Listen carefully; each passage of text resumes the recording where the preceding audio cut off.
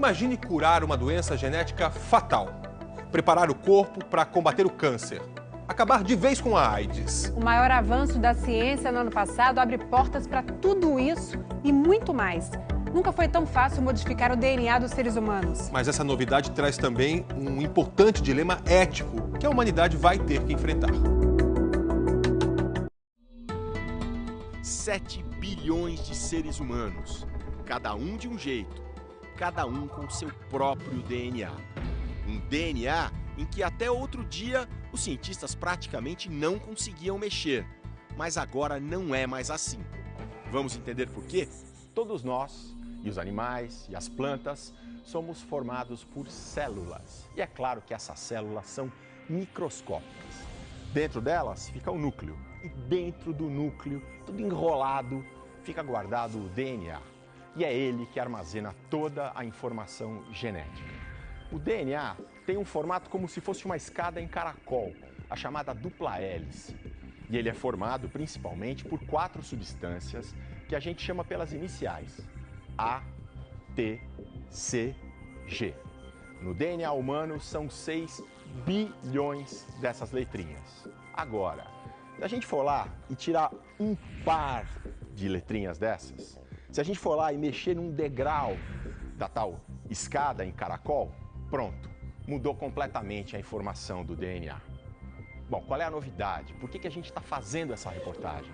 É porque nunca foi tão fácil, tão preciso, tão rápido e tão barato mexer no DNA. Pela primeira vez na história, o próprio DNA vira um alvo para a medicina. A nova técnica é conhecida por uma sigla em inglês, CRISPR. Tá vendo esse tubinho com um líquido dentro? O líquido é o CRISPR.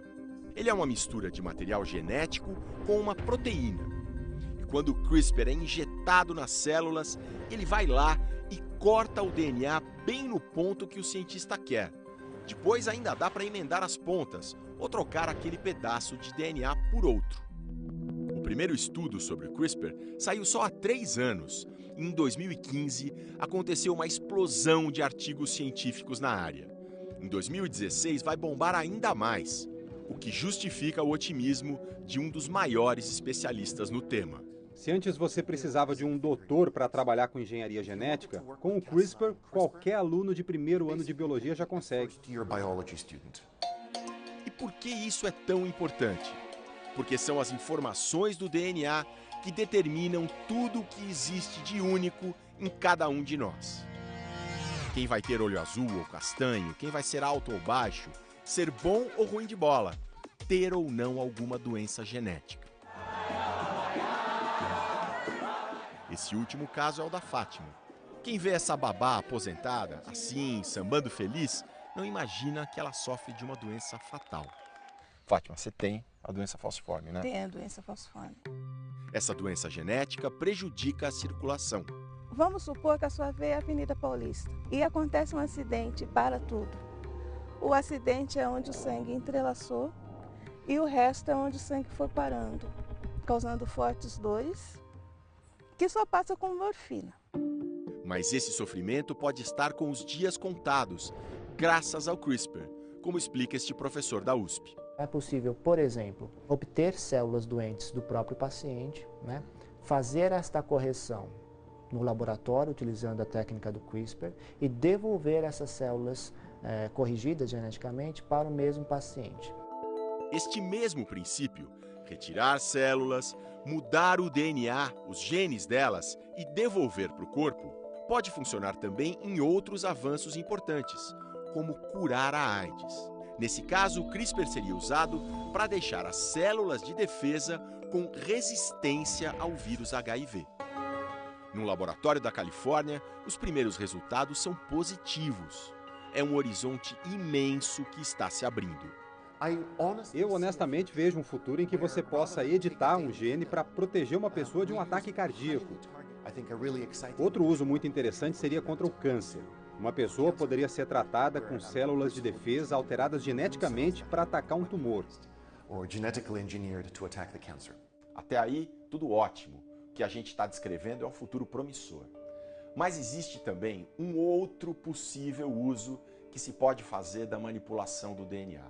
E esse é muito polêmico. Como o CRISPR é muito mais eficiente, passa-se a vislumbrar, né, a utilização dessa técnica para, de fato, alterar geneticamente embriões. Embriões humanos. Já imaginou se os pais pudessem encomendar um bebê programado exatamente do jeito que eles querem? Não estamos mais no campo da ficção científica. Funcionaria assim. Juntando o espermatozoide do pai e o óvulo da mãe, por fertilização in vitro, seria obtido um embrião. E a partir daí começaria a encomenda.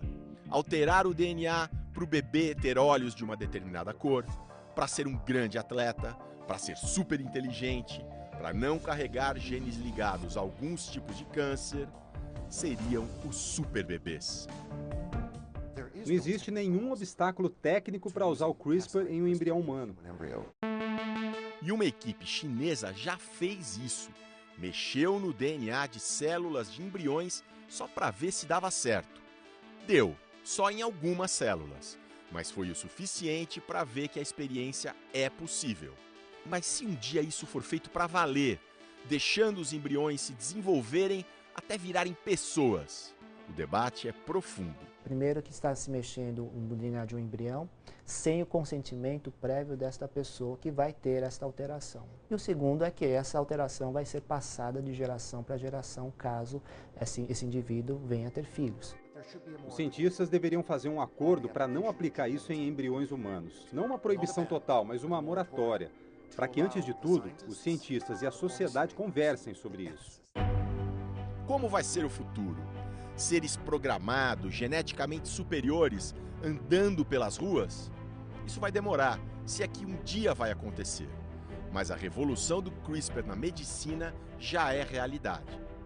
Pode mudar a vida de pessoas como a Fátima, que tem a doença falciforme no sangue.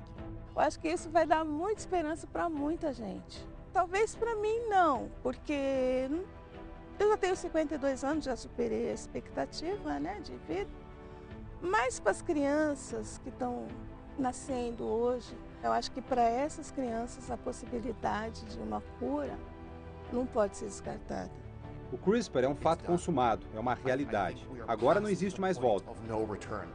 Nós, os cientistas da área, estamos muito otimistas e temos razões para isso.